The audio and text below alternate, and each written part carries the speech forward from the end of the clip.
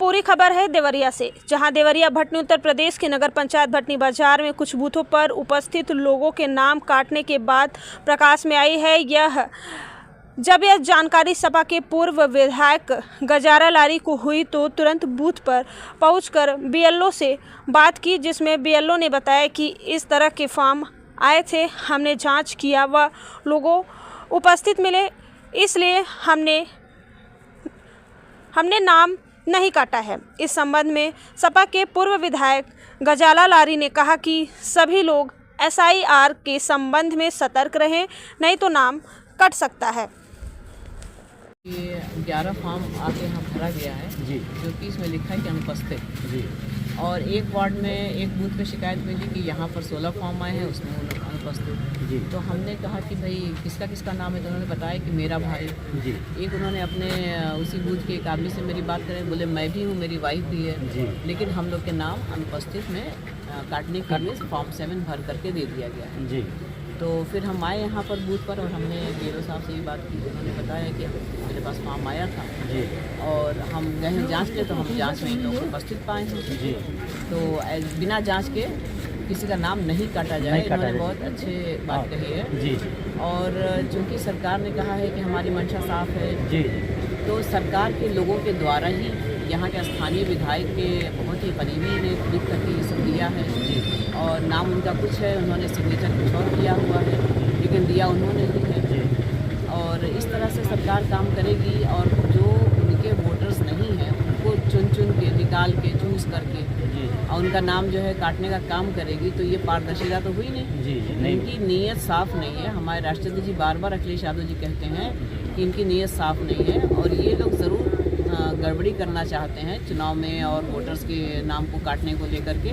और ये बात बिल्कुल साबित हो गई कि हाँ, ये लोग गड़बड़ी कर रहे हैं। आज तो हमारे जो कार्यकर्ता एक्टिव हैं उन्होंने पकड़ लिया, देख लिया, और कहीं पर जो हमारे बीएलए जो है एक्टिव मान ली नहीं है, और कहीं से कोई मिसिंग है या कहीं चले गए हों, तो वहाँ तो ये लोग अपनी कार्रवाई कर लेंगे जी। तो सरकार की मंशा बिल्कुल भी साफ नहीं है जी। और जिस तरह से ये लोग नफरत के लिए और समाज को बांटने का काम कर रहे हैं।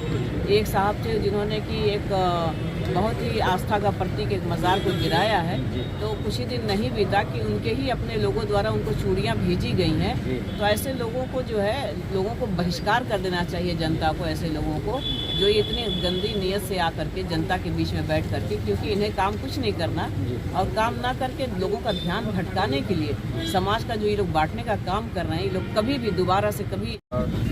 यहाँ के सभासद हैं सलीम अली जी, उनके भाई के पास हम गए, आबिद जी हैं जी, तो पता चला कि वो यहाँ पे मौजूद हैं लोग, और फार्म आया है कि उनको वो नहीं है, और फार्म में लिखा हुआ है कि वो जो है अनुपस्थित हैं जी।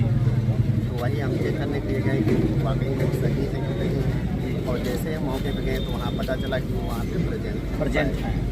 सर, आपका आप ये वार्ड वो कौन सा बूथ संख्या क्या होगा? बूथ संख्या 331 है। आपका क्या नाम क्या होगा सर? प्रमोद कुमार गौतम। इस तरह की और भी शिकायतें आई हैं क्या आपके पास कि वो जो मतदाता है मौजूद है और उनका नाम काटने के लिए इस तरह का प्रयोग किया गया हो?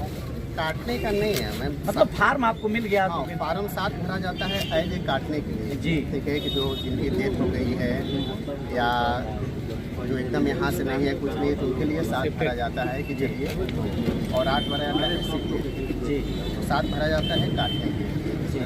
11 फार्म मिले थे, अभी हमने एक ही पता किया तो पता चला कि वहाँ पे मौजूद है। ये गलती शिकायत मिली है आप?